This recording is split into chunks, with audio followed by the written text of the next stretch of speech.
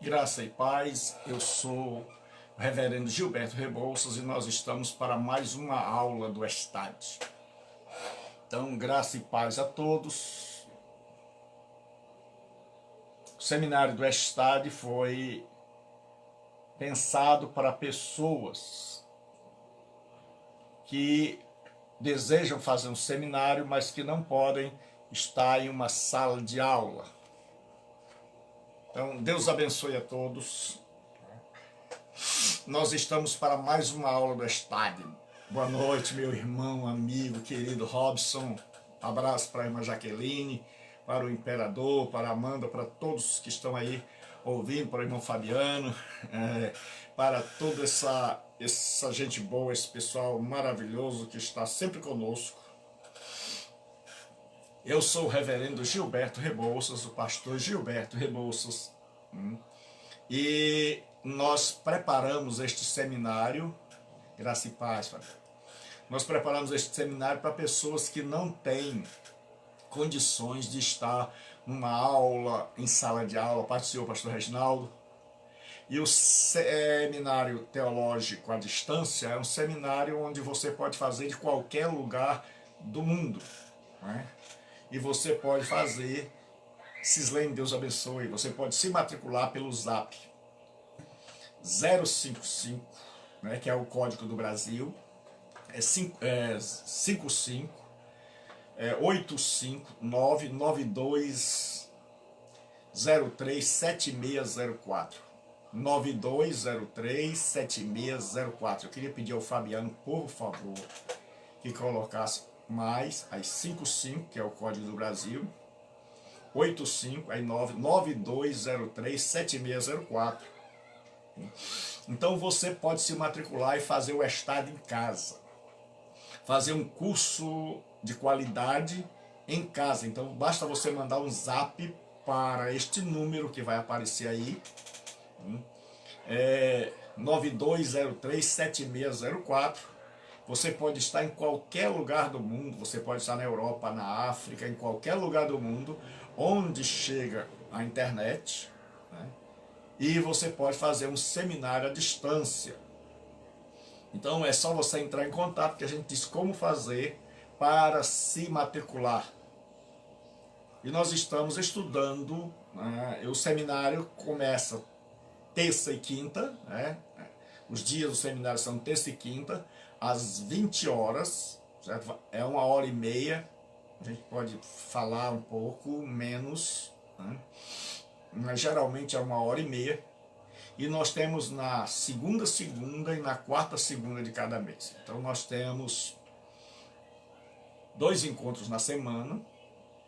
E tem semana que nós vamos ter 3 encontros. Um na segunda, um na terça e um na quinta. Então você pode fazer.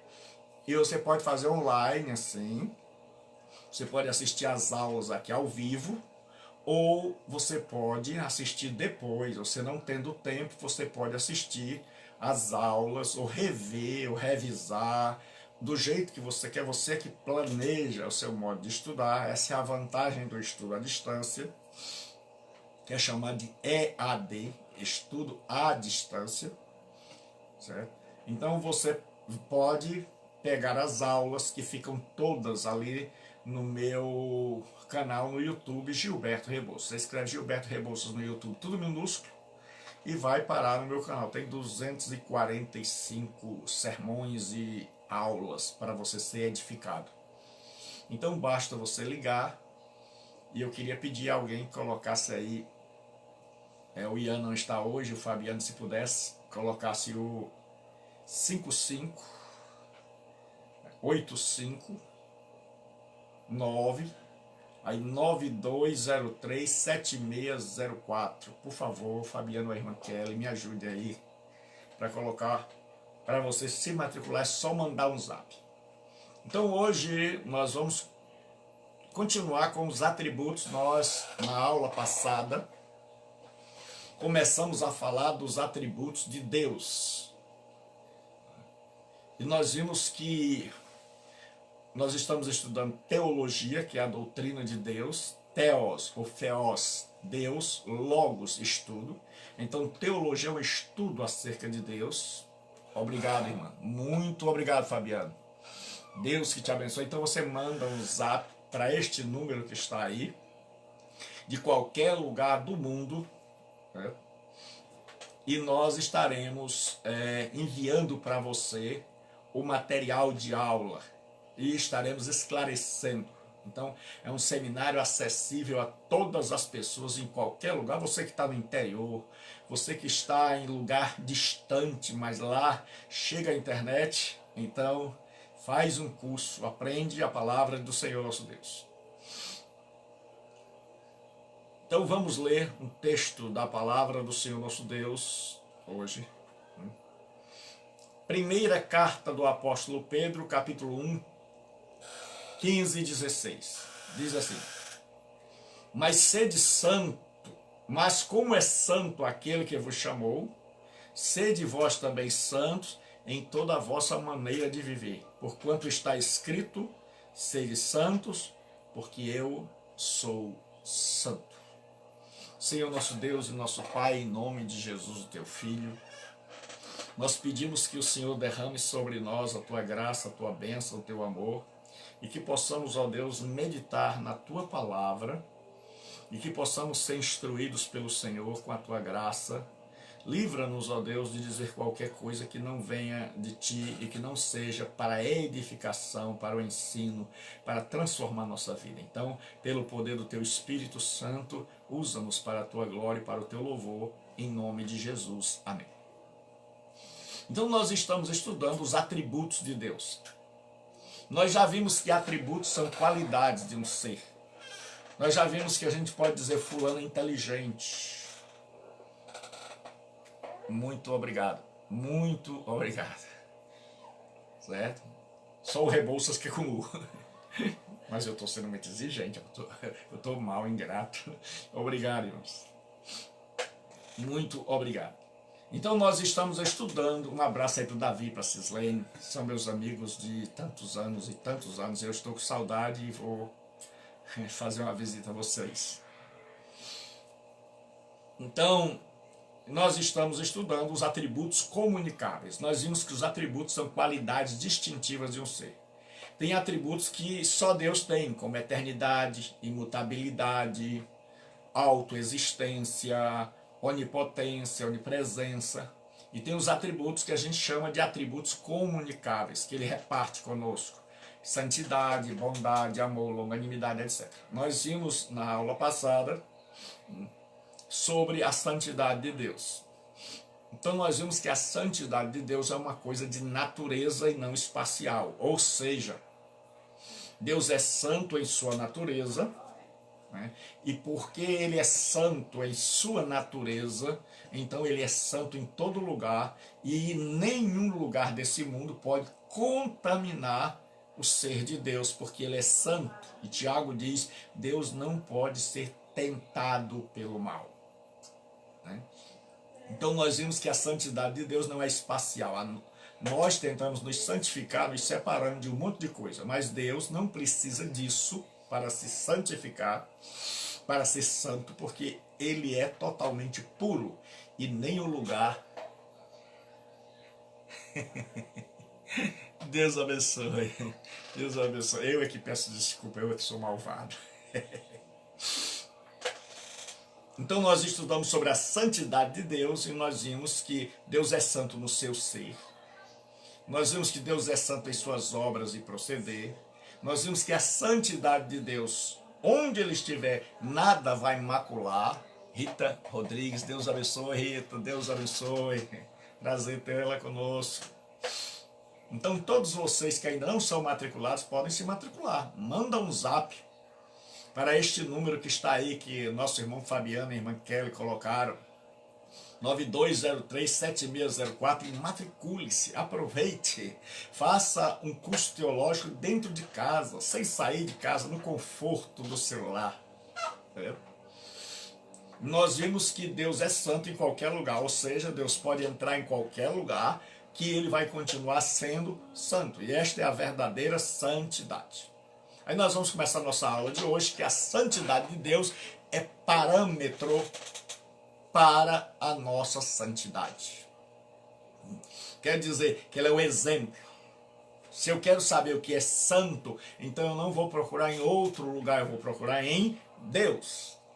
E nós já vimos que o livro de Levítico diz assim: porque eu, Senhor vosso Deus, porque eu sou o Senhor vosso Deus, portanto vós vos santificareis e sereis santos, porque eu sou santo. E não vos contaminareis com nenhum réptil que se arrasta sobre a terra. Levítico 11:14. E Pedro pega esse texto e diz: sede santos, porque eu sou santo. Então, santidade é uma separação de natureza. Assim como o leão tem uma natureza de comer carne, ele é carnívoro, e o cavalo, a ovelha, tem a natureza de comer capim, porque ele é herbívoro. Então, a natureza de Deus é santa. Então, Deus não faz o mal, porque a sua natureza é absolutamente santa. Então, assim como você coloca um cavalo que está morrendo de fome e coloca lá um monte de carne para ele comer, e ele vai morrer, mas não come por causa da natureza dele. Muito obrigado, meu irmão. Muito obrigado. Tá aí o número. Você manda um zap para este número e eu faço a sua matrícula e já mando o material para você. Certo? Então você manda um zap dizendo que quer saber informações, manda um e-mail e a gente já manda de volta, né, como é que você faz para se matricular no curso teológico à distância, certo? Então você faz aí no celular e você vai conhecer gente maravilhosa, como eu tenho tido o prazer de estar aqui com esse povo maravilhoso. Nós temos aí o pastor Reginaldo de Chorolimão, meu. Deus abençoe. Chorolimão que se cuide, porque Deus vai abençoar poderosamente aí. E eu estou sentindo saudade do pastor Reginaldo, do pastor Josinaldo, eu acho que é Josinaldo. Né? Então vamos lá. Sede santos, porque eu sou santo. Então Deus diz: se você quer andar comigo, tem que andar em santidade. A palavra santidade, tanto no hebraico como no grego, ela significa separação. Mas como nós já vimos, não é uma separação espacial, é uma separação de natureza. Como eu vim ilustrando, então assim como o cavalo morre de fome diante de um monte de carne, certo? Ele não come aquilo ali, nem que você enfie goela abaixo, se você colocar, ele está morrendo de fome, você colocar dentro da boca dele, ele vai jogar fora. Assim, o Baal não pode chegar em Deus, porque ele não faz parte da natureza divina. Pode ter mal por todos os lados, e esse mal nunca vai entrar em Deus, porque não faz parte da natureza divina. Assim como você bota um leão que está morrendo de fome, bota um monte de alface, um monte de tomate, um monte de legumes gostosos, gostosos para os outros, que eu não gosto muito de tomate, pimentão, verdura, não é comigo, eu sou tipo menino. Então, você coloca tudo isso diante de um leão e ele morre de fome, mas não come. Por quê? Porque o desejo dele é por carne.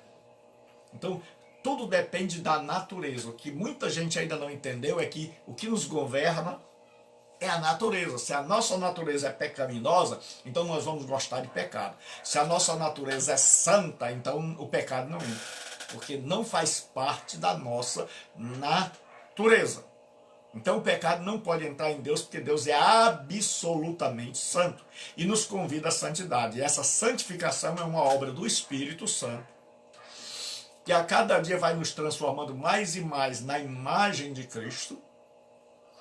E aí nós vamos nos santificando, como Paulo diz, e é um texto que todo mundo sabe que eu gosto.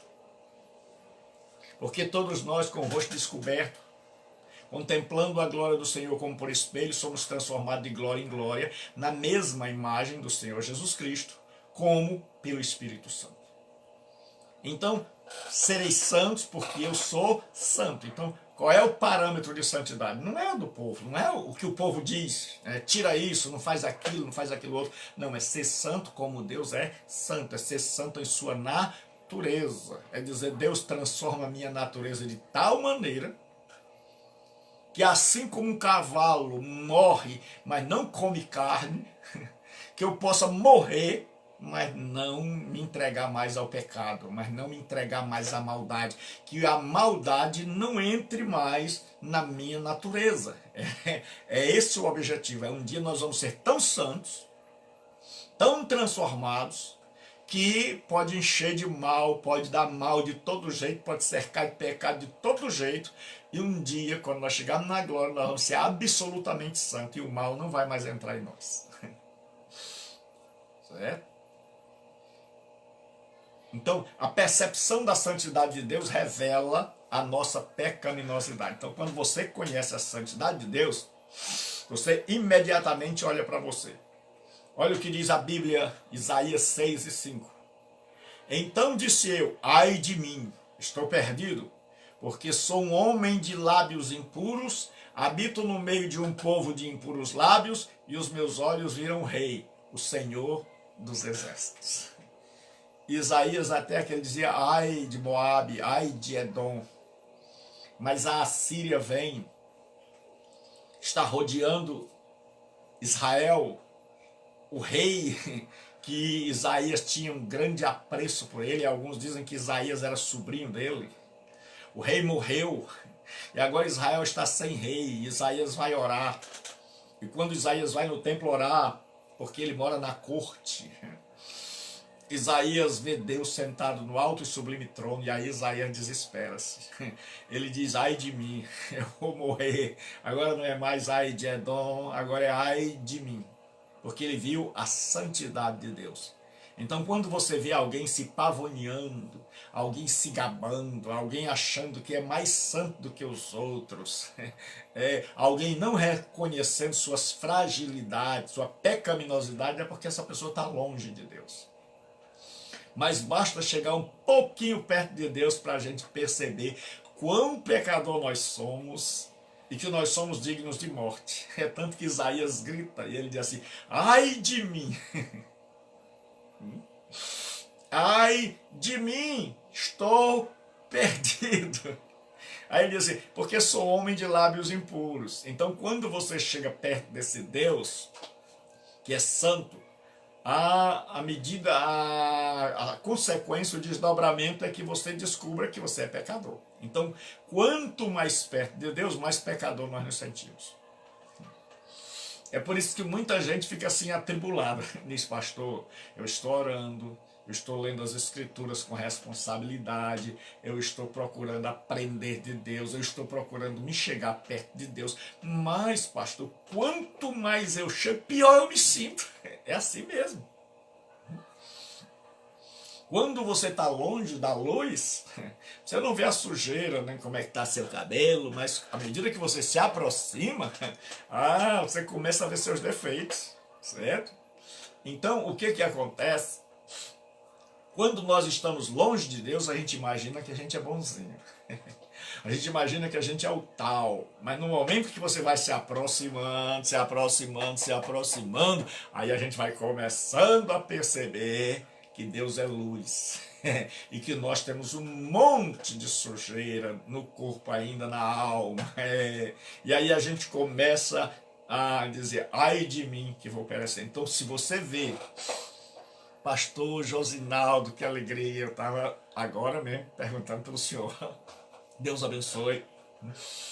Então, diz assim, a santidade de Deus revela a nossa pecaminosidade. Quanto mais perto de Deus você está, mais pecador você se sente. Então não se atribule. Quando você buscar Deus, se envolver com Deus, estiver num processo de santificação e se sentir cada dia mais ruim. É porque quanto mais perto de Deus, mais perto da luz, mais nós vamos nos enxergando, mais nós vamos vendo a nossa culpa. Olha o que Pedro diz. E vendo isto, Simão Pedro prostrou-se aos pés de Jesus, dizendo, Senhor, ausenta-te de mim, que sou um homem pecador. Pedro viu a pesca maravilhosa, a pesca milagrosa, e ele está perto de Jesus agora, e ele diz: Senhor, não dá. Lucilane, Deus abençoe. Não dá, Senhor, para ficar perto do Senhor. Agora eu sinto a minha pecaminosidade. Então lembre-se, quando você vê alguém cheio de santidade, que se acha melhor do que todo mundo, que não vê erros e que não vê defeito, oh meu Deus, nós vamos continuar orando pelo Senhor, meu irmão. É muito amado, certo? Se Deus o livre passar por alguma tribulação, peça alguém para entrar em contato com a gente e dizer para que nós possamos orar, porque o nosso nobre irmão, pastor Josinaldo, o senhor é muito querido por nós mesmos. Nós o amamos muito, temos uma grata alegria em Deus por tê-lo como irmão, amigo e participante desse curso. Vocês são presentes de Deus na minha vida e nós vamos orar mais para que a sua saúde seja plenamente restabelecida. Certo? Então quando você chega perto de Deus, você começa a sentir a sua pecaminosidade. Então não se assuste, porque quanto mais perto de Deus, mais pecador a gente sente. Quanto mais longe de Deus, mais a gente se sente bom. A santidade de Deus santifica tudo que a Ele pertence. Preste bem atenção. A santidade de Deus santifica tudo que a Ele pertence. Tu, pois, falarás aos filhos de Israel e lhes dirás: certamente guardareis os meus sábados, pois é sinal entre mim e vós, nas vossas gerações, para que saibais que eu sou o Senhor, que vos santifica. Deus diz que o sábado é um sinal entre ele e a nação de Israel. Deus abençoe, meu pastor. Nós queremos o mal bem, a sua pessoa, certo? E meus irmãos, deixa eu abrir um parênteses aqui. Reverendo não tem nada a ver com exaltação, não tem nada a ver. Vocês podem me chamar só de pastor Gilberto, ou de professor, ou de amigo, certo? Reverendo é porque o nome pastor está tão desgastado. Vocês sabem disso. Tem tanta gente dando mau testemunho. E aí reverendo é um termo de alguém que é formado em teologia. Antes só os padres recebiam isso, por isso o padre era chamado de reverendo. Porque quando você se forma, você tem uma faculdade de teologia, então você recebe um título de reverendo. Então eu opto por chamar de reverendo, mas vocês fiquem à vontade para me chamar de amigo, de irmão. Porque eu sou apenas um servo de Deus e um pastor que está à disposição de servi-los com a palavra do Senhor nosso Deus. Então vamos lá. A santidade de Deus santifica tudo que a Ele pertence. Deus chega para Israel e diz: eu sou o Senhor que vos santifica. Então é a presença de Deus na nossa vida que nos santifica. Deus chega no Monte Sinai e diz: Moisés, tire a sandália dos teus pés, porque o lugar que tu estás é terra santa, no Monte Horebe. E por que ali é terra santa? Porque Deus está presente. Então, se Deus está presente na minha vida, na tua vida, no teu lar, então esse lar foi santificado por Deus, foi separado por Deus. Então esse lugar Deus santificou. Então só dá uma explicação. Tu, pois, falarás aos filhos de Israel: certamente guardarei os meus sábados, pois é sinal entre mim e vós. Então a guarda do sábado é obrigatória para Israel, porque é o sinal da aliança de Yahvé com Israel, mas não é para nós, não é para a igreja, como alguns pretendem impor, certo? O sinal da aliança, da nova aliança, não é mais o sábado. O sábado era o sinal que celebrava, que lembrava ao povo de Israel a antiga aliança. O sinal da nova aliança é o cálice. Jesus disse: este cálice é o símbolo da nova aliança. Então nós celebramos a nova aliança, nós estamos com Cristo na nova aliança, e o sinal não é mais a guarda do sábado, mas a prática da ceia do Senhor. Isso é aula, para outra matéria, mas Deus diz assim: eu sou o Senhor que vos santifica. Então tudo que pertence a Deus agora é santo. Quando o povo de Israel saiu do Egito, Deus disse: olha, peçam ouro, vestes, peçam tudo. O povo de Israel, do Egito tem que pagar a vocês os 400 anos que vocês trabalharam sem receber. E aí o povo vai pedir, e o povo do Egito quer que eles vão embora, porque estão com medo de Deus. E eles pegam argola, brinco, pulseira, vestes, jarros, bacias, coisas de ouro, de prata, de bronze, todo tipo de objeto que tinha valor, os egípcios entregam aos israelitas, e os israelitas saem do Egito como saqueadores, como alguém que invadiu o Egito, derrotou seus exércitos e está trazendo o despojo. Só que você pegando essas vestes, essas joias que as mulheres receberam das egípcias, elas eram profanas. Elas tinham imagens de deuses, elas tinham sido usadas no culto profano, aquelas roupas tinham sido usadas nas festas profanas. Então, tudo aquilo que eles receberam do povo do Egito era profano. Aí lá no meio do caminho, Deus diz assim: agora me farão um santuário para que eu habite no meio de vocês. Veja que no Antigo Testamento Deus já tinha desejo de habitar no meio, e Deus hoje habita dentro de nós. Então Moisés pede ofertas, e Deus diz: peça linho, peça madeira, peça jarros, peça material de bronze, prata, ouro. E de onde é que o povo tirou? Daquele material que eles receberam do Egito. Então eles trouxeram aquele material que eles receberam do Egito e doaram para fazer o tabernáculo. Quando eles entregam agora a Deus aquele material que antes era profano, agora é santo. Por que é santo? Porque foi entregue a Deus.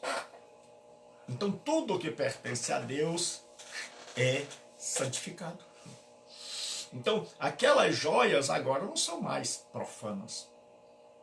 É tanto que agora vai ser transformada em a pia, certo? Você vai ver, vai ser uma pia de bronze. Você vai ver lá no Apocalipse e diz assim: e vi um mar semelhante ao vidro. Ali o profeta está pensando na pia de bronze, onde tinha água e você olhava assim, e lá embaixo tinha aquela pia de bronze brilhando.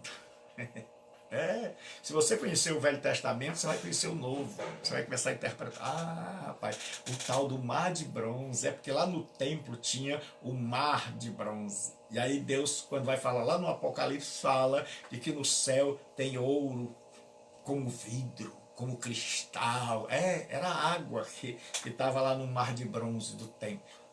Então aquele material, o ouro, as vestes, agora são santos. Agora ninguém pode tocar numa veste, naquele tecido que é do muro do tabernáculo. Agora ninguém pode tocar naqueles objetos. Aqueles objetos eram profanos, agora são santos. Assim era a minha vida e a sua. Nós éramos profanos.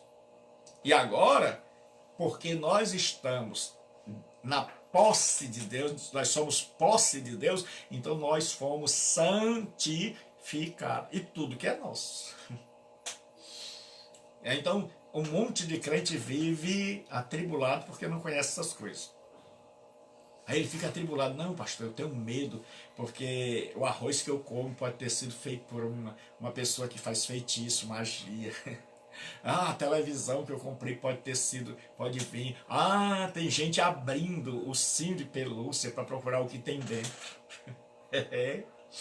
Nós temos um monte de cristão que, por desconhecer a palavra de Deus, vive numa neurose coletiva, né? Ao invés de ficar leve, feliz, ele fica louco, ele surta. Aí você descobre o seguinte, rapaz, era do maligno, era profano, não prestava, até o momento que chegou na minha mão e eu orei a Deus. No momento que chega na sua mão e você pertence a Deus e você ora e agradece a Deus, aquilo que era profano, encapetado, macumbado, enfeitiçado, endiabrado, vira santificado, até rimou. Então você começa a viver assim, então você não precisa mais andar cortando o nome Xuxa dos lápis das crianças, não precisa mais ficar preocupado com o rótulo da Coca-Cola ou de qualquer outro, porque o pessoal diz que tem alô diabo, maionese com o nome de inferno. Não, quando você faz as compras, você não quer saber quem fez, quem não fez, o que ele botou dentro, o que não botou. Você chega, faz uma oração, Paulo diz em tudo dai graças. Aí você faz uma oração de ação de graça, recebe. No momento que entrou dentro da sua casa, a televisão é santificada, o som é santificado, o arroz é santificado, a roupa é santificada. Não importa quem tenha feito. Se o diabo vir, na hora que você orou, ele disse tchau. Certo? Então você não precisa mais ficar maluco, porque Deus é o Deus que nos santifica. E ele diz assim, mas vós sois sacerdócio, geração eleita, sacerdócio real, nação santa, povo adquirido, para que anuncieis as virtudes daquele que vos chamou das trevas para a sua maravilhosa luz. Então nós somos um povo santo, separado. E essa separação não é espacial, é uma separação de natureza. Então, quando você é alguém separado por sua natureza, você pode estar perto de gente pecadora, de gente que fala imoralidade, de gente que fala... Só que aquilo não entra mais em você. Assim como o capim não entra no estômago do leão. Assim como a carne não entra no estômago do cavalo, o mal não entra mais no coração de alguém que foi santificado e que está no processo de santificação. A diferença entre a santidade de Deus e a nossa. A santidade de Deus, a santidade em nós é relativa, é um processo para chegar a um fim. Então, a santidade de Deus em nós é um processo. Começa assim, primeiro Deus nos purifica. Eu vou dar um exemplo. É como se você comprasse uma casa caindo os pedaços, toda suja, cheia de fotos de mulher desnuda, cheias de palavrões escritos na parede. Para onde você olhasse tivesse todo tipo de sinal maligno. E aí você chega e comprou aquela casa. Muita gente já deve estar dizendo assim, eu não comprava não. Aí você compra aquela casa e diz, rapaz, agora é minha. Agora, se é minha, é também de Deus, porque eu pertenço a Deus. E aí você limpa aquela casa. Aí você pinta. Você dá uma emassada, faz uma boa pintura, ela fica bem branquinha. Isso é o começo da santificação. Aí o que acontece? Só que você percebe que não basta pintar a casa. Não basta colocar... Aí você diz assim, rapaz, a casa agora tá bonita, não tem mais imoralidade, tá toda branquinha, toda linda, bonitinha. Igual aquela música, fiz uma casinha branca lá no pé da serra. É porque o pessoal faz diferença entre música sacra e a música mundana. E ele nem sabe que muitas vezes a música que a gente chama de sacra, ela é mundana. E a música que a gente chama de mundana, ela é sacra. Porque a música, abrindo só um parêntese, ela, por exemplo, a música que veio para nós no Brasil era uma música secular lá na Europa. Se você olhar as nossas músicas antigas, elas todas tinham som de valsa. Né? Você vai sentir assim, aquele ritmo de valsa para lá e para cá. Por quê? Porque lá na Europa, os cristãos europeus tinham que fazer seus hinos. Mas eles tinham que fazer seus hinos de acordo com o seu ambiente, com aquilo que eles tinham. Então eles botaram letra evangélica, mas o ritmo era de valsa. Então o ritmo não determina se uma música é santa ou profana. O que vai determinar é a letra. Então você vai perceber muitas músicas com letras que não falam nada de pecado, certo? Que não falam nada de erro. E que você só faz mudar um pouco a letra e pronto. Certo? Que basta você dar uma mudança na letra e ela vai ficar assim perfeita. Certo? Então o que acontece? A santidade em nós é relativa, ou seja, ela tem seus limites. Nós somos santos, separados, mas essa separação ainda é bem pequena, nós ainda estamos bem perto do mundo. Aí quanto mais a gente chega perto de Deus, mais longe a gente está do mundo. Então é um processo, certo? Todo mundo já experimentou aquela história do carregar. Antigamente no computador tinha que carregar e aparecia aquelas barrinhas, aí demorava para carregar. Então a santidade é daquele jeito, ela começa ali. Então a nossa santidade ela começa do zero. Deus limpa a casa, pinta, dá uma mão de obra. Isso é o primeiro, é o básico. Mas ainda falta um monte de coisa. Você olha e diz assim, tem parede. Mas está faltando um piso. Aí Deus bota a cerâmica. Aí Deus diz, mas está faltando, não dá para sentar no chão, está faltando um sofá. Está faltando um fogão. Está faltando uma geladeira. Assim é a nossa santidade. A primeira coisa que Deus faz é a purificação. É limpar as paredes da nossa alma, é limpar as paredes do nosso coração, é limpar as paredes da nossa mente, é restaurar tudo. E aí Deus agora vai cada dia botando honestidade, bondade, isso aí vai nos santificando, certo? Então a nossa santificação ela é relativa. Por quê? Porque ela está sujeita a desandar. E ela é um processo para chegar a um fim. Então qual é o fim? É chegar na santidade absoluta. A santidade onde a gente não pode mais pecar. E essa santidade nós só vamos atingir quando chegarmos na presença de Deus e estivermos à imagem do Senhor Jesus. Mas até lá nós estamos sujeitos a pecar. Então nós estamos sempre nesse processo de santificação, caminhando para mais perto de Deus, e quando eu caminho para mais perto de Deus, mais longe do mundo eu estou. Então a santidade do cristão é relativa, por isso é que diz assim, porque eu sou o Senhor vosso Deus, esse texto eu já li para vocês, portanto vós vos santificareis, e sereis santos porque eu sou santo, e não vos contaminareis com nenhum réptil que se arrasta sobre a terra. Certo? Sede santos porque eu sou santo. Mas como é santo aquele que vos chamou, sede vós também santo em toda maneira de viver. Porque está escrito, sede santos porque eu sou santo. Então nós vamos nos santificando, mas a gente ainda não é plenamente santo. Então, olhe para minhas mãos, santificação é uma separação. Na hora que a gente aceitou Jesus, a gente foi separado do mundo. E a gente vai cada vez se separando mais, cada vez o mundo vai ficando mais longe, e cada vez Deus vai ficando mais perto. Então, essa é a nossa santificação. Então nós estamos no processo, nós ainda não somos santos em perfeição. Nós somos santos relativos, porque nós somos santos separados, mas ainda estamos sujeitos a cair, ainda estamos sujeitos a pecar, estamos sujeitos a errar.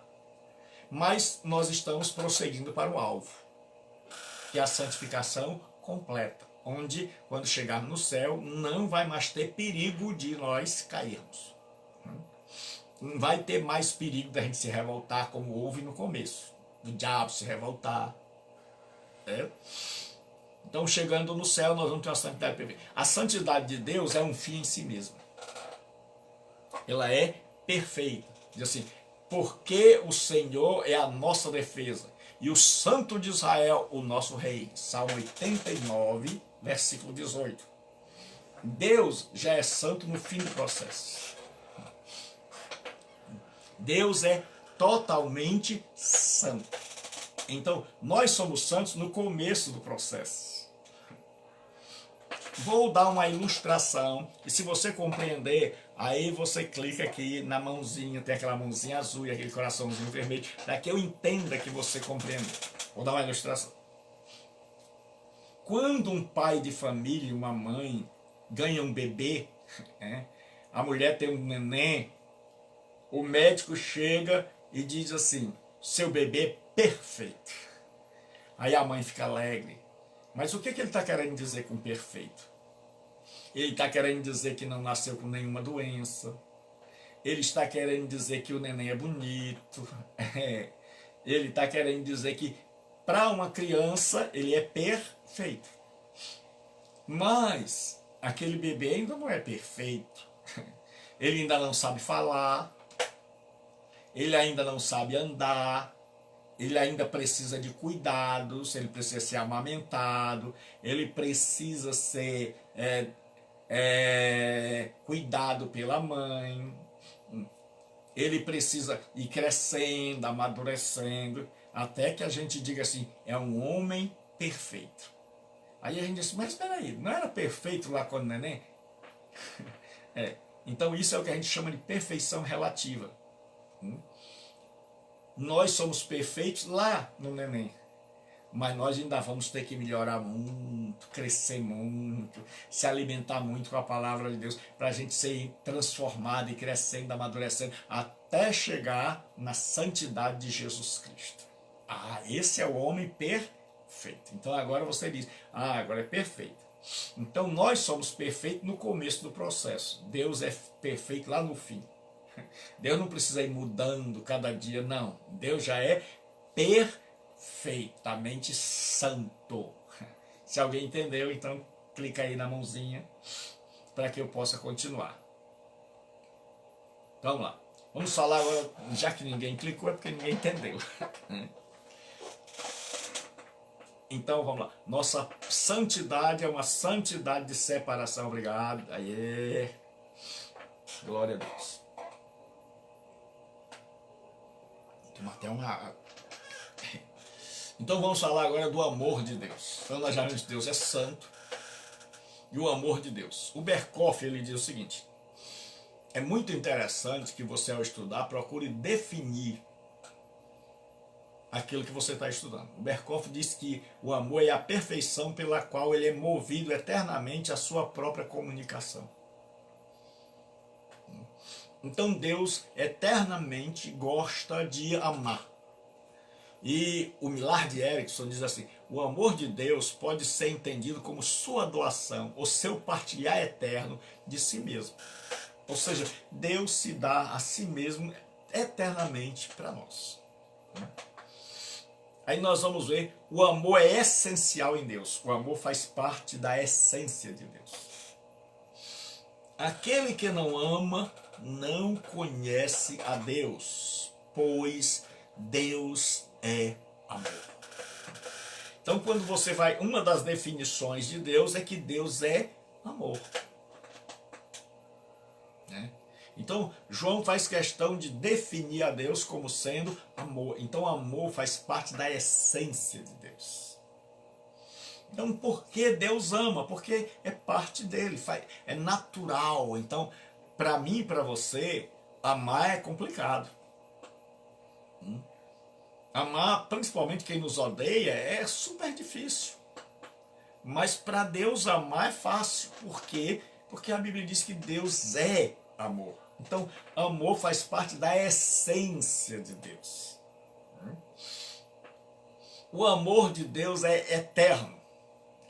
há muito que o Senhor me apareceu dizendo, porquanto com amor eterno te amei, por isso com benignidade te atraí. Jeremias 31:3. Então Jeremias diz, falando a Israel, diz, com amor eterno te amei, por isso com benignidade te atraí. Então o amor de Deus não é um amor que começa hoje e termina amanhã.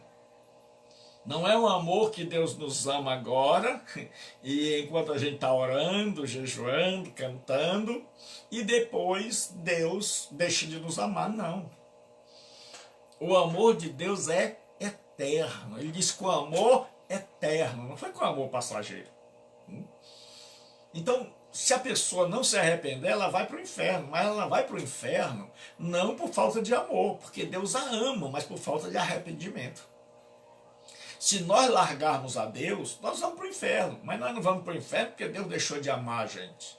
Deus continua nos amando, Deus continua amando o desviado, Deus continua amando aquele que está lá fora no mundo. Deus não deixou de amar, Ele é que deixou de amar a Deus, o problema não está em Deus. É tanto que na hora que ele volta, que ele se arrepende, Deus o recebe.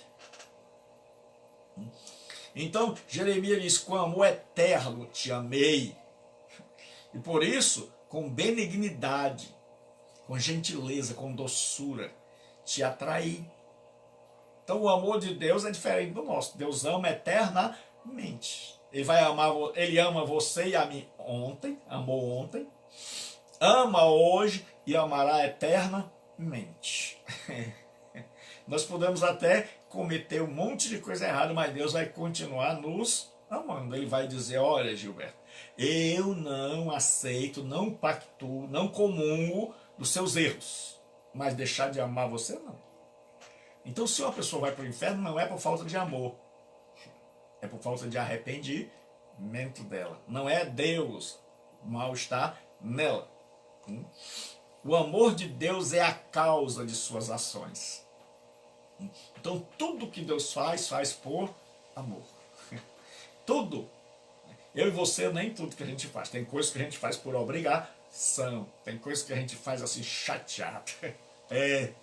Tem coisas que a gente faz assim, porque a esposa às vezes está perturbando e a gente diz assim, rapaz, para me livrar desta perturbação, se eu não fizer, a mulher vai ficar pegando no pé, então eu vou fazer logo isso para eu me livrar, mas eu não estou indo fazer com muito amor, não, certo? Então, o amor é a causa de suas ações. Eu mesmo, sou o que apago as tuas transgressões por amor de mim. E dos teus pecados não me lembro. Isaías 43:25.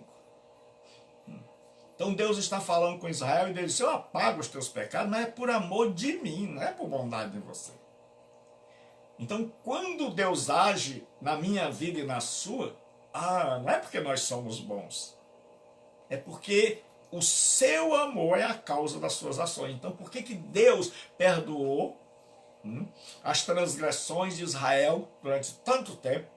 Por amor. Porque Ele é amor por causa do seu amor. O amor de Deus torna possível o amor a Deus. Isso aqui é muito importante. O amor de Deus torna possível o amor a Deus. Olha o que o apóstolo Paulo diz. E a esperança não traz confusão, porquanto o amor de Deus, está derramado em nosso coração pelo Espírito que nos foi dado. Para que a gente entenda, Deus exige na sua lei que eu e você o amemos de todo o nosso coração, de todo o nosso entendimento. Aí é onde entra a teologia. Como é que eu posso amar alguém que eu não entendo, que eu não compreendo, que eu não admiro? Porque eu vou dizer a vocês 2 exemplos de amor. Abri um parênteses aqui. Existe o amor na beleza. A pessoa olha para uma mulher, olha para um homem e se apaixona pela beleza. Olha e diz assim, puxa vida, né? Gostei, é linda, é lindo, certo? E aí a pessoa se apaixona. Só que esse amor tem um problema, porque a beleza não dura para sempre. E aí quando o homem vai ficando feio, a mulher vai ficando feia, o amor também vai ficando feio. Mas existe aquela pessoa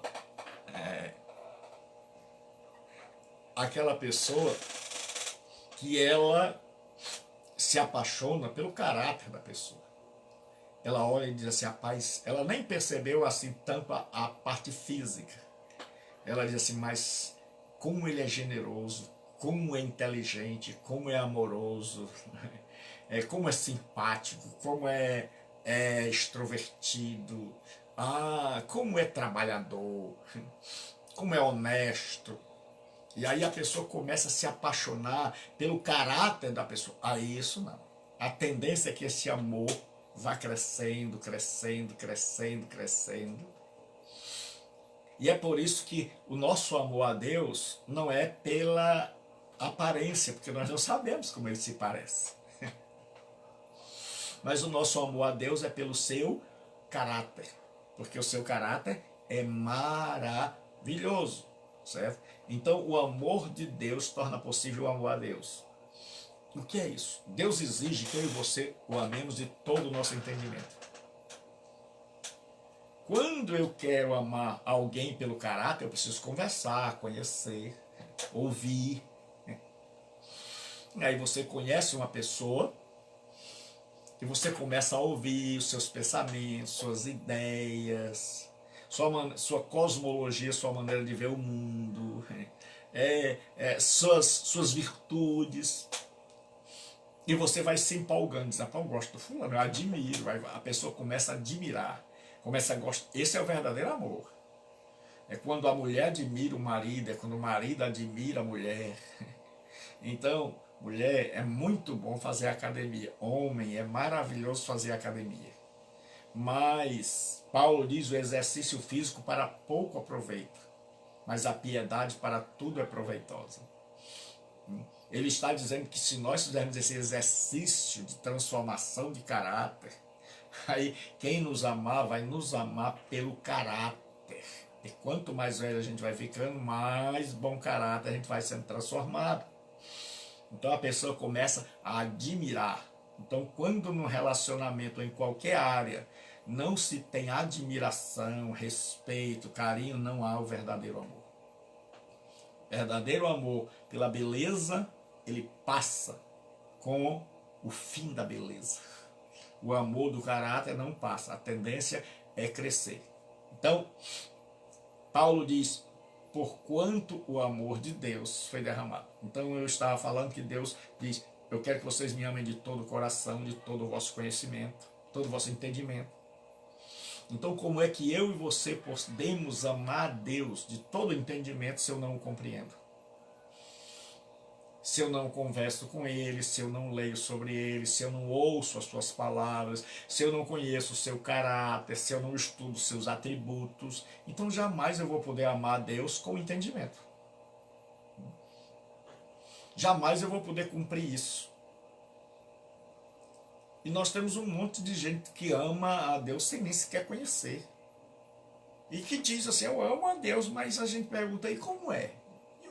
E o que você ama em Deus? Porque o que complica são as perguntas. A pessoa chega para você aí diz assim para mim, e diz, você ama a Deus? Aí a pessoa diz, eu amo. Mas você ama a Deus por quê? Deus é bonito? Aí você diz, rapaz, não vi. Ninguém vê a Deus, a gente anda com ele pela fé. Aí a pessoa diz, então como é que você ama a Deus? A pessoa diz, porque muitas vezes a pessoa diz assim, porque amo. Eu amo. Eu amo porque ele me salvou. Aí, mas quando você se chega a Deus, aí você diz, olha, eu amo porque eu fui lendo a Escritura e ela é revelação de Deus. E eu fui conhecendo o caráter de Deus, que na teologia se chama atributos. E eu vi que ele é santo. E a santidade dele é tremenda.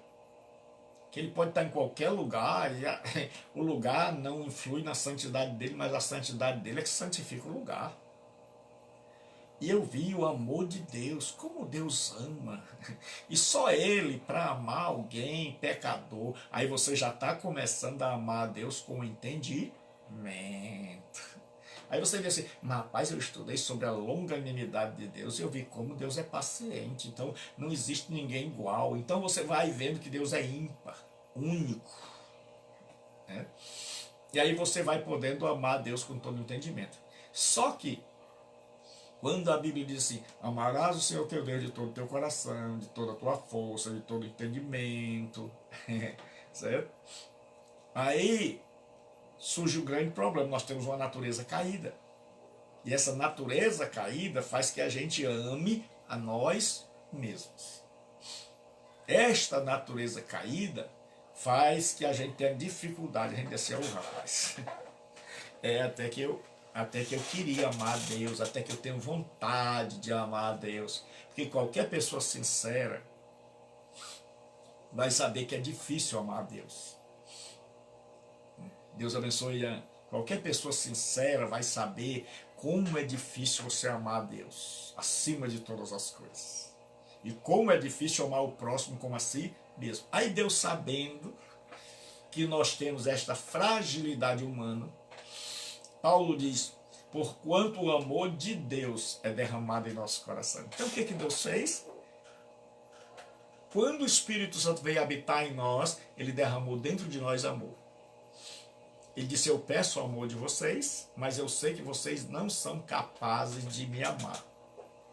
Então o que eu vou fazer? Eu vou derramar amor dentro de vocês, para que vocês possam me amar. Aí Paulo diz assim, e a esperança não traz confusão, porquanto o amor de Deus está derramado em nosso coração pelo Espírito Santo que nos foi dado. Então, antes de amar a Deus, vem o amor de Deus. Por isso que eu coloquei, o amor de Deus precede o amor a Deus. Então, agora o cristão pode começar a amar a Deus.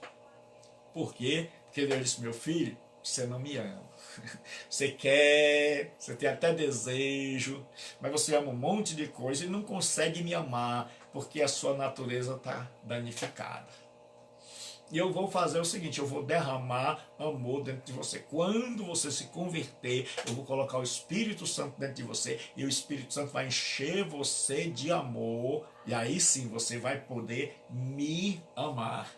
Mas você só vai me amar se você me conhecer. Então Deus hoje nos convida a conhecê-lo.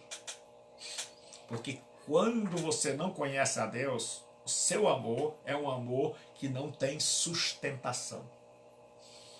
É como uma casa construída na areia.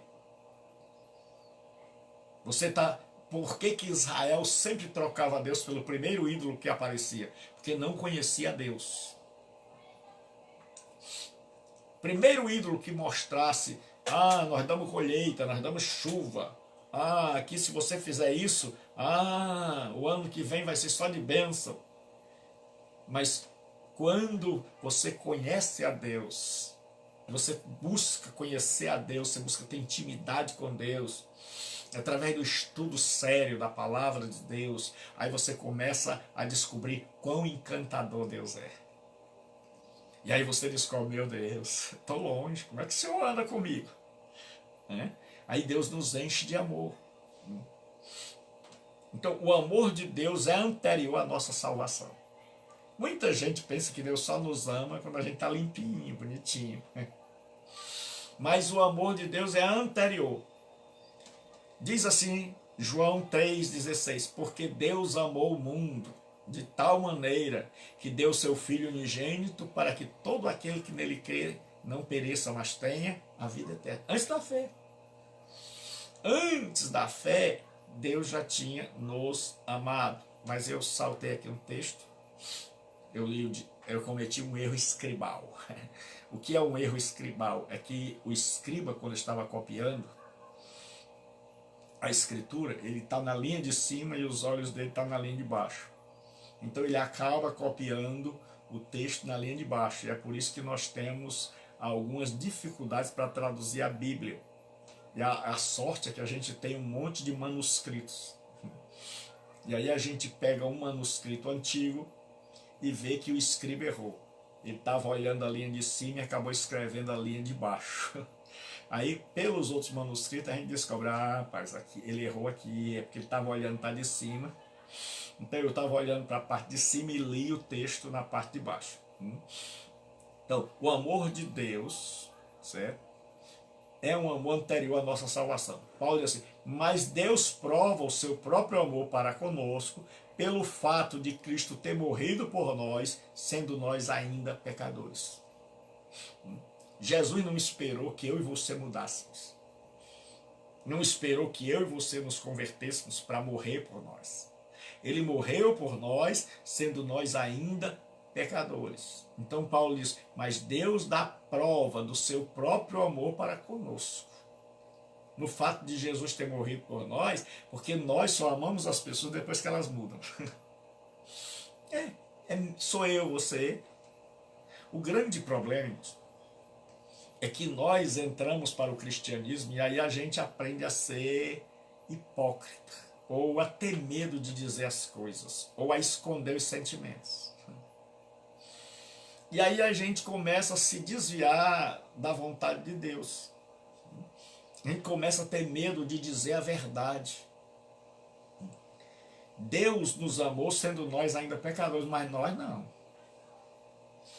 Nós somos capazes de amar porque nós somos a imagem de Deus e esses atributos são comunicáveis. Mas nós amamos depois que a pessoa muda. Nós amamos depois que a pessoa muda. A pessoa fez tudo de errado com a gente, aí a gente está ali odiando. Aí a pessoa chega, se arrepende, a gente olha, ela muda, aí com o tempo a gente vai aprendendo a amar, mas a gente só ama depois dela mudar. Deus amou a mim e a você antes de ver mudança. Deus amou a mim e a você, o amor de Deus independe da mudança. Então Deus ama a humanidade, mesmo sabendo que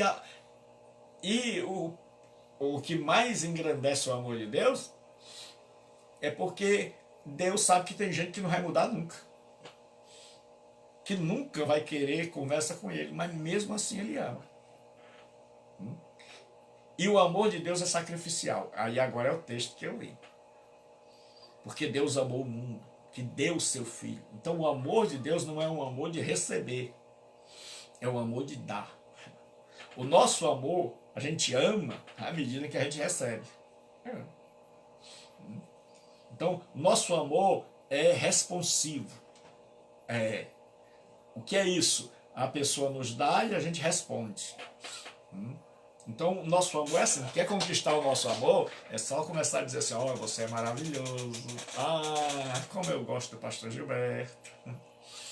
Aí a gente começa a dar presente um ao outro, aí todo mundo vai se alegrando, aí a gente vai começando, rapaz, eu gosto daquela pessoa, eu amo aquela pessoa, porque aquela pessoa começou a nos agradar, e aí a gente começa a agradar também e vai sendo amado.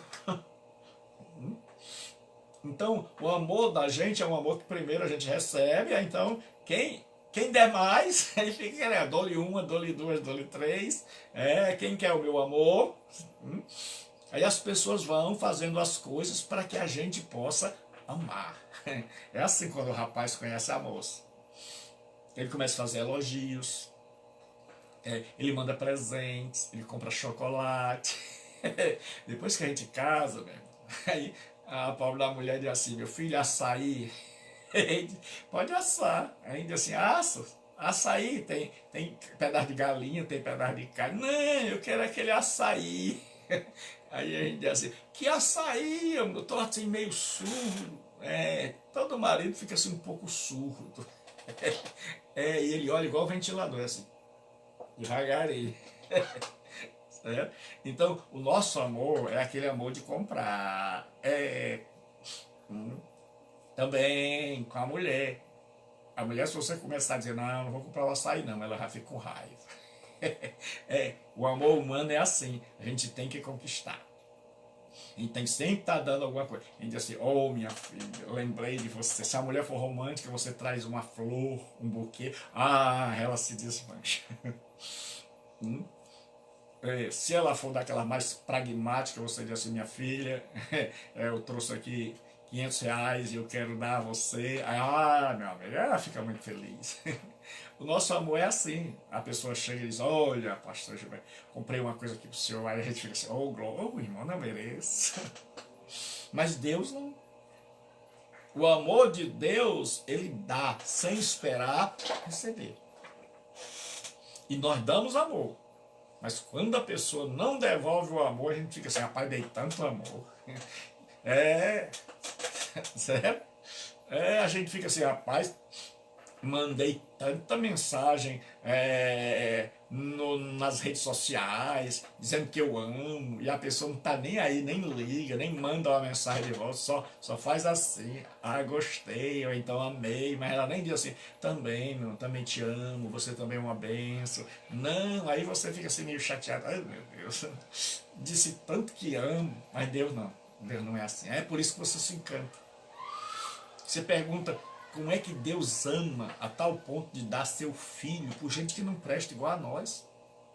Porque o amor de Deus é sacrificial. Ele está sujeito a se sacrificar.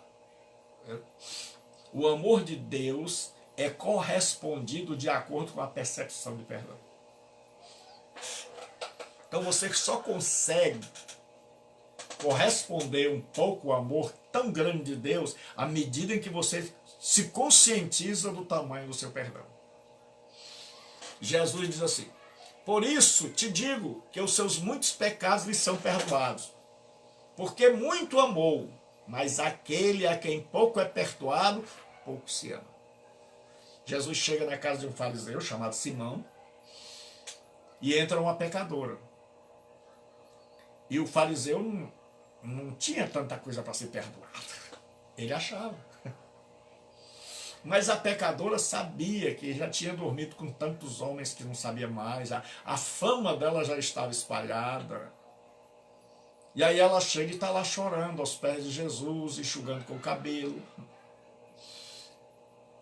E aí Jesus disse, Simão, eu cheguei na tua casa, você não me ungiu a cabeça, não lavou meus pés, mas essa daqui já botou perfume na minha cabeça, já lavou meus pés com as próprias lágrimas, está enxugando com os seus próprios cabelos. E aí Jesus conclui dizendo isso. Sabe por que ela me ama? Porque os seus muitos pecados foram perdoados. Ela tem consciência de que os seus pecados eram enormes e que eu perdoei esta multidão de pecados e por isso o amor dela é maior. E você, como não se acha com tanto pecado, você não me ama. Não é? É por isso que você vai ver que tem gente que fica assim, escandalizado. O cara matou não sei quantos, estuprou não sei quantos, foi de feitiçaria, foi de tudo que não prestava. Aí um dia ele se converte. Aí ele passa a amar poderosamente. A pessoa, mas como é que pode? Ela fez tudo que não prestava. É por isso mesmo. Ele sabe que não merecia o amor de Deus. Ele sabe que merecia o ódio. Mas aí quando ele é atingido pela graça de Deus em seu coração e ele é transformado ela, aí passa a amar a Deus mais do que outros. Então tem um monte de gente que não consegue amar a Deus, sabe por quê? Porque se acha bonzinho, trabalhador, trabalhadora, porque não rouba, não bebe, não fuma, é de casa para o trabalho, do trabalho para cá. Então ele acha que tem bem pouquinho pecado. Então ele não consegue amar a Deus com profundidade. Mas aquele que enfiou o pé na jaca, que já está assumido, que já sabe que tem um horror de pecado, no dia que ele encontra com Jesus e que ele descobre que tem jeito para a vida dele, aí o amor dele é outro. Então o amor de Deus só é correspondido à medida em que nós temos consciência. Então por que muitas vezes os crentes, nós não conseguimos amar a Deus e os seres humanos como ele merece? Porque nós não temos noção do tamanho do perdão. Então nós temos que pedir a Deus assim, Senhor, revela-me. Quero ler a tua palavra. O grande problema é que a gente pede revelação E, primeiro, a gente não fica percebendo as respostas de Deus. Segundo, a gente quer revelação em sonho. A gente quer revelação lá na casa da irmã Beltrana. A gente não quer revelação lendo a Escritura. Por quê? Porque é muito mais fácil eu me ajoelhar na casa da irmã Beltrana e ela começar a dizer: eis meu servo que eu te digo. Aí não me custa nada, eu estou lá ajoelhadinho, quietinho no meu canto, só ouvindo, ou então eu estou dormindo, e aí eu não me dou o trabalho de acordar, e Deus vem em sonho e diz: meu filho, você quer saber o tamanho do meu amor? Como diz a minha Sarinha, a minha netinha, ela diz: eu te amo, vovô, todos os números do mundo. Então tem muita gente que queria que Deus viesse assim num sonho e dissesse: meu filho, aí eu te amo, todos os números do mundo. Aí a gente acordaria assim, numa felicidade, cantando assim: e ó velho, tem um louvor. A gente ficaria chamando o urubu de meu louro. Mas como Deus se revela o seu amor à medida em que nós lemos a palavra, a gente tem que estudar, tem que parar, tem que se chegar, tem que ler com consciência, tem que ler devagar, meditando, para a gente poder compreender o amor de Deus. Aí a gente tem certa dificuldade. Então essa mulher agora, ela ama muito a Jesus, porque Jesus perdoou demais. Então, quanto mais consciência de perdão eu tenho, maior é o meu amor a Deus. Aí nós vamos falar agora da graça.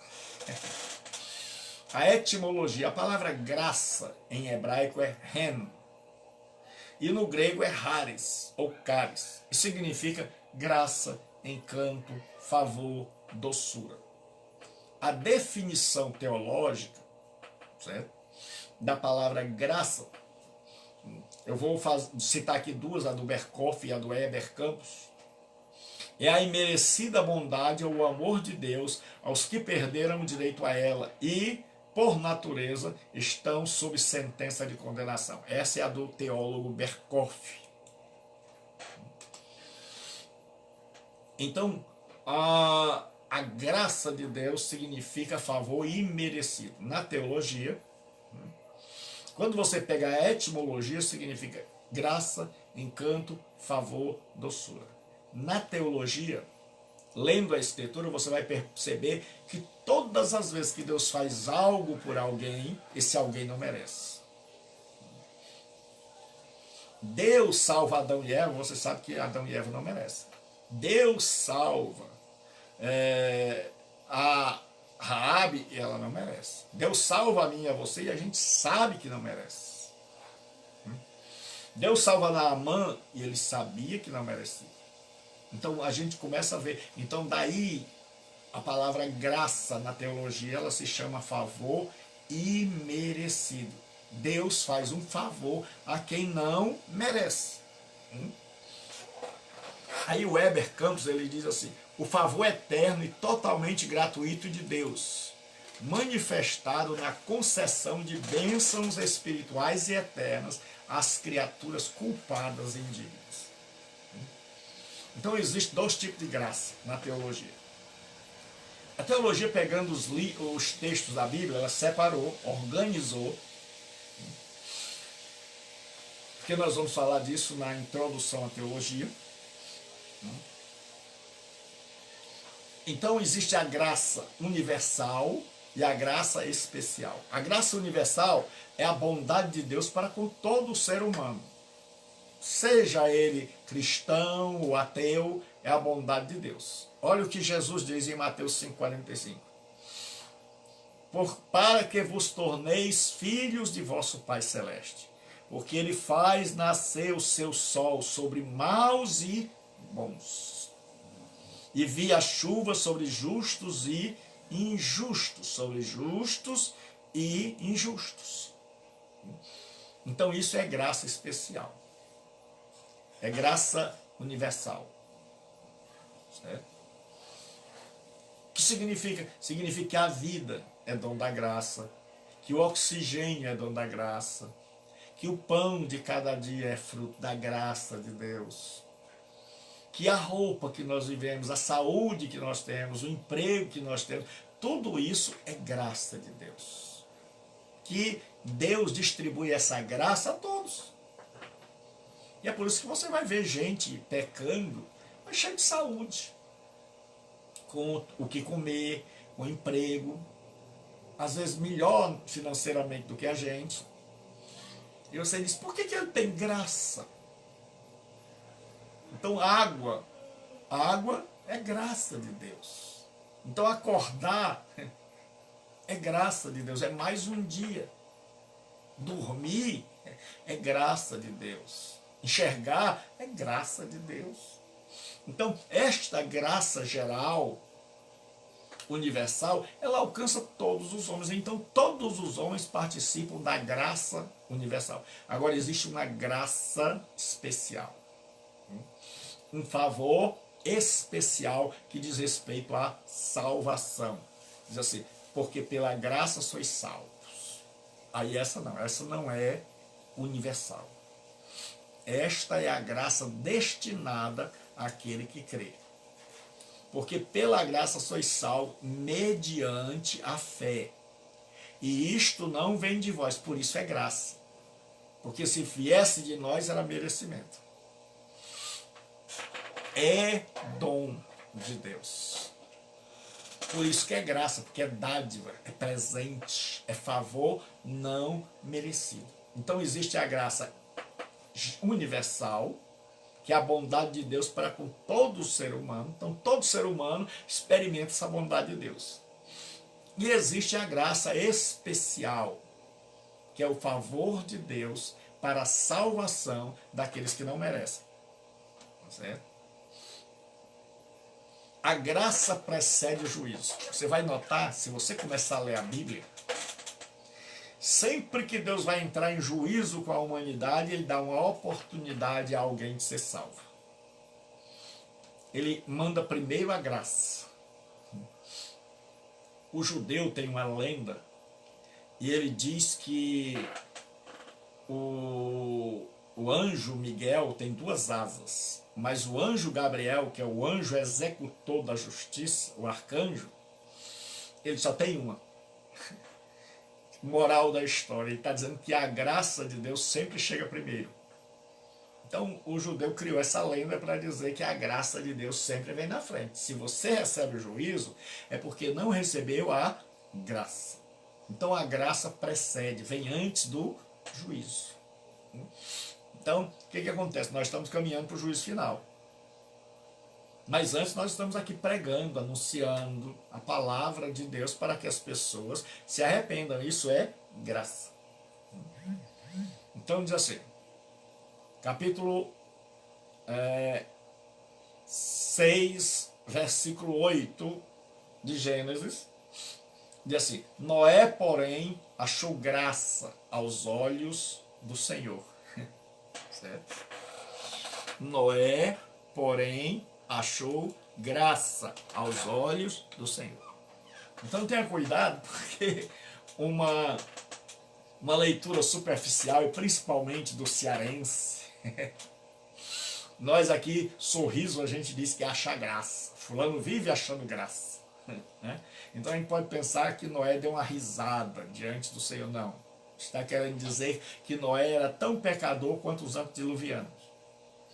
Mas Deus resolveu fazer um favor imerecido a Noé. E por que, pastor Gilberto, que Deus resolveu fazer um favor? Por que Deus não destruiu a Noé também? Por que Noé não morreu afogado? Se Noé é pecador igual aos outros. Porque Deus tinha uma promessa. E quando Deus promete, ele não se arrepende. Ele não é homem para que minta, nem filho de homem para que se arrependa. Porventura, tendo ele prometido, não fará? Então lá no Gênesis, Deus disse que da semente da mulher, ele traria o Salvador, que esmagaria a cabeça da serpente. Então, por causa desta palavra empenhada, Deus vai guardando os homens de Deus do Antigo Testamento. Não é porque os homens de Deus eram bons. Era tudo carne de pescoço igual a gente. Mas a palavra de Deus, Deus sabe que o Messias tem que nascer. Então a humanidade toda se corrompe. O Noé é o único que ainda teme a Deus. E se Deus não agir logo, ele também vai, porque os filhos dele já estão ali, o cão, olha o nome do menino, é cão em hebraico, aí a gente traduz por cão. O cão já está se bandeando para o lado do mal, e aí a Bíblia diz que Deus vai destruir todo mundo, e Noé achou graça. Então Noé foi salvo pela graça. Pela graça Deus chega e diz assim: Noé, olha, vou te dizer uma coisa, faz uma barca. Faz um barco, tá aqui a estatura, tal, tal, tal. E olha, eu vou te dizer uma coisa, vai vir chuva, vai vir um dilúvio, eu vou destruir tudo que tem fôlego. Então antes do juízo, sempre vem a graça de Deus. Então antes de Deus destruir, Deus sempre revela sua graça para que a gente, porque o desejo de Deus não tem prazer na morte de gente. Deus não tem prazer que ninguém vá para o inferno. Deus não tem prazer em que ninguém se destrua. Por isso a graça sempre precede o juízo. Você vai ver. E aí, quando você compreende isso, você vai lendo a Bíblia. Aí você vai ver, vai haver um juízo sobre Jericó. Jericó vai ser destruída. E aí 2 espias entram na cidade de Jericó e vão se esconder na casa de quem? Raabe, uma prostituta. Raabe acolhe os espias, desce-os pela janela, eles vão embora. Quando Jericó é destruída, quem é salva? Raabe.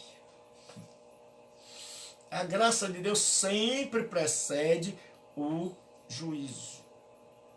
Deus vai entrar em juízo com o Egito. Aí Deus manda Moisés primeiro aos filhos de Israel. Olha, pessoal. Deus mandou eu vir aqui e ele vai libertar vocês. E aí tome juízo sobre o Egito. Tome praga sobre o Egito. Mas a graça veio primeiro. Então sempre é assim. Sempre a graça precede o juízo. Deus vai entrar e Deus diz assim: eu vou dar a vocês uma última chance.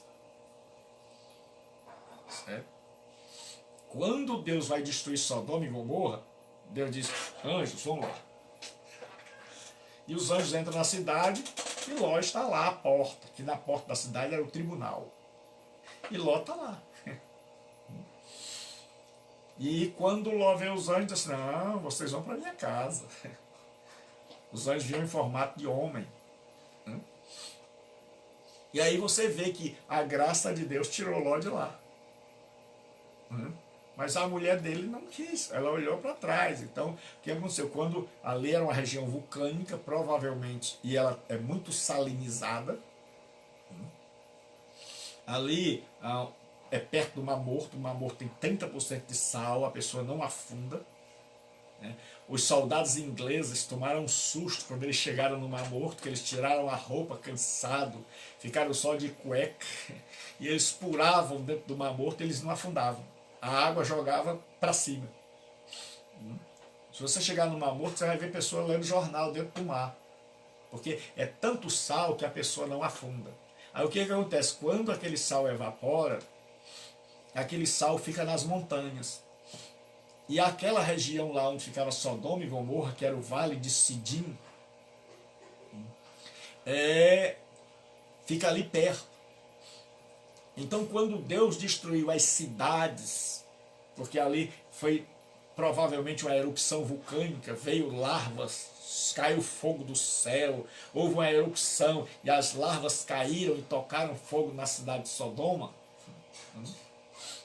O sal que estava incrustado lá nas montanhas desce de uma vez. Por isso Deus diz: corra, meu filho. Corra, Ló. E não olhe para trás, porque não ia dar tempo. Só que a mulher de Ló, ela gostava muito de Sodoma, ela se acostumou com Sodoma. O lar dela era Sodoma, ela ficou pensando no que ela tinha deixado para trás. E aí ela fica olhando, e ela fica no raio de ação do juízo.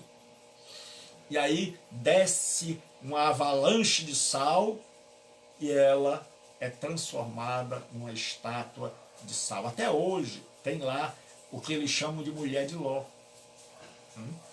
Que é um monte de sal que desce das montanhas e se faz como se fosse uma estátua de uma pessoa.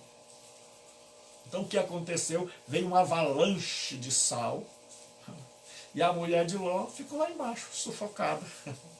Né? Por quê? Porque ela não se preocupou em fugir, ela não recebeu a graça de Deus em sua vida.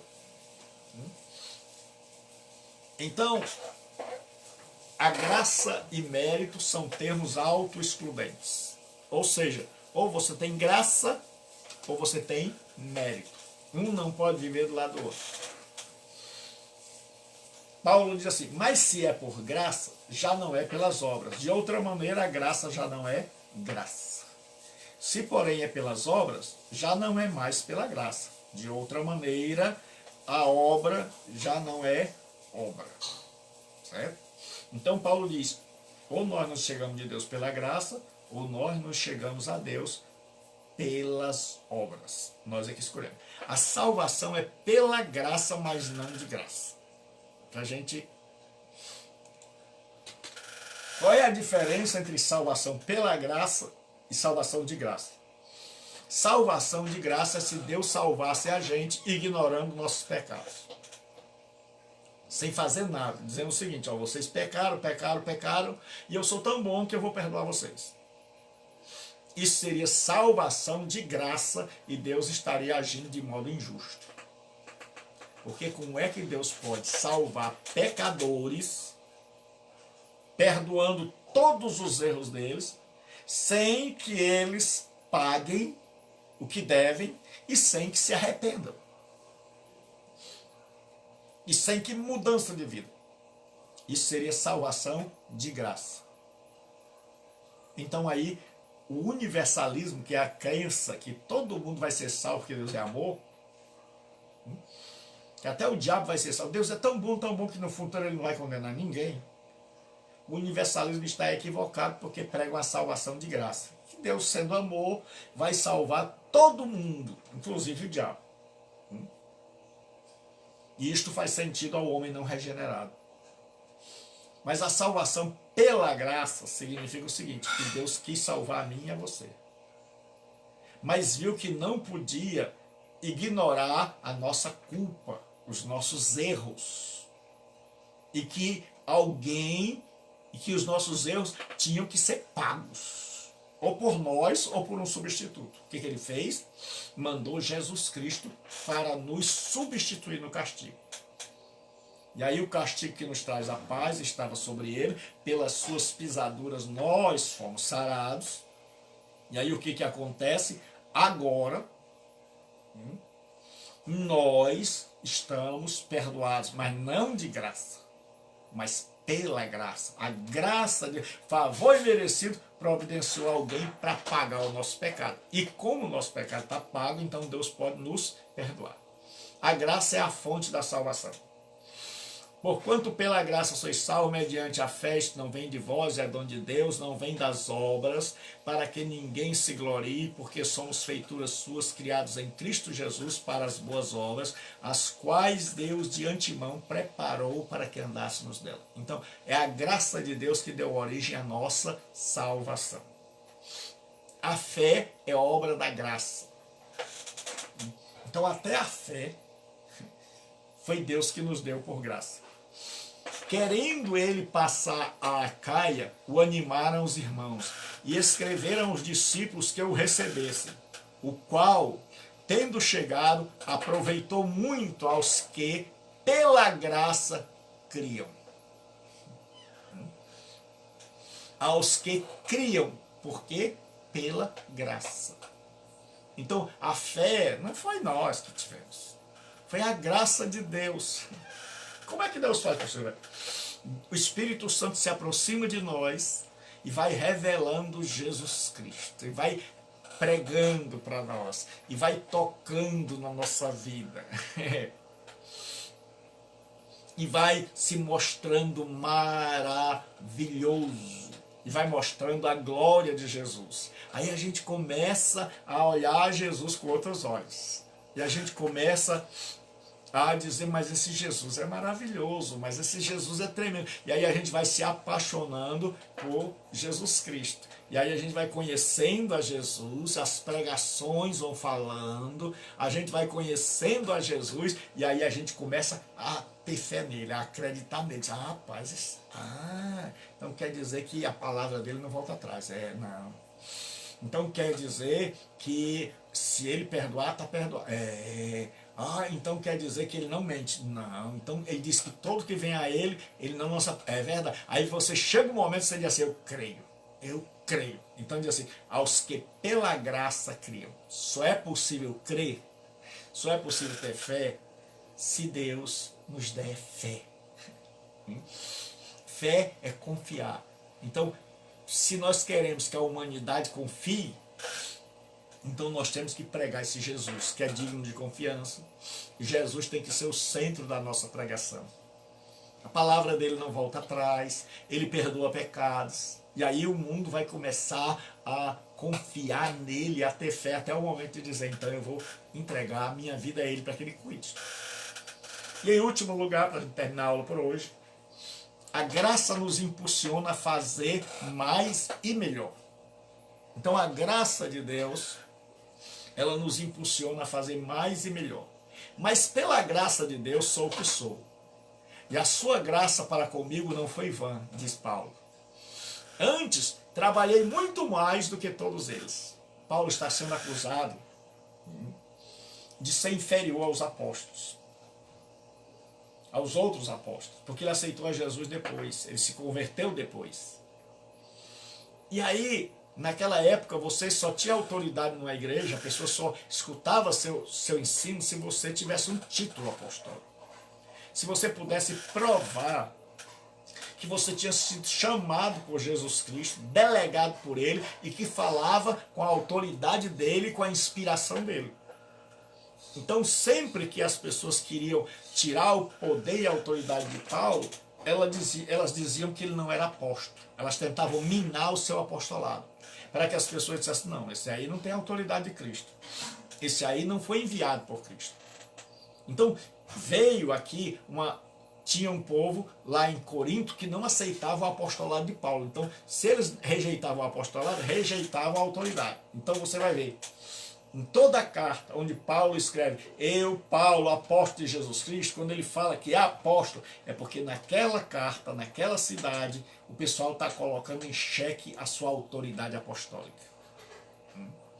Então, aqui, estava dizendo, os outros são apóstolos, mas você não.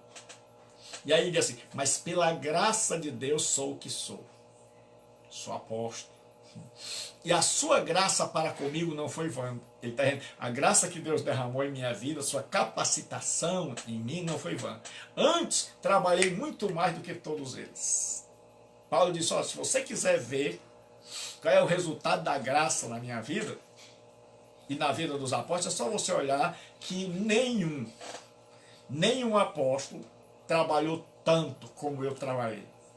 Aí ele diz assim, todavia, não eu, para que as pessoas não colocassem a fé nele, mas a graça de Deus que está comigo. Ele está dizendo, todo o meu trabalho, todas as igrejas que eu implantei, tudo que eu fiz, cada dia eu faço mais e cada dia eu faço melhor, isso é fruto da graça. Então, um homem atingido pela graça de Deus, uma mulher, é alguém que as suas obras, as suas últimas, são maiores do que as primeiras. E são melhores. E que a cada dia a gente está fazendo mais e melhor. Se nós não estamos fazendo mais e melhor, se nós estamos evoluindo, fazendo menos e pior, então nós precisamos ser atingidos pela graça. Que Deus abençoe, que Deus seja com cada um. Hoje, às 23 horas pelo Instagram, nós estaremos pregando a palavra de Deus, peço as orações. E amanhã, ao meio-dia, segunda parte do Cristão versus a Carne. Você não pode perder. Você diz, pastor Gilberto, perdi hoje. Está lá no YouTube, no meu canal Gilberto Rebouças. Então amanhã, ao meio-dia, nós nos encontramos. E hoje, às 23 horas, ainda tem a mensagem da palavra de Deus de salvação. Ore por nós. Deus abençoe. Até.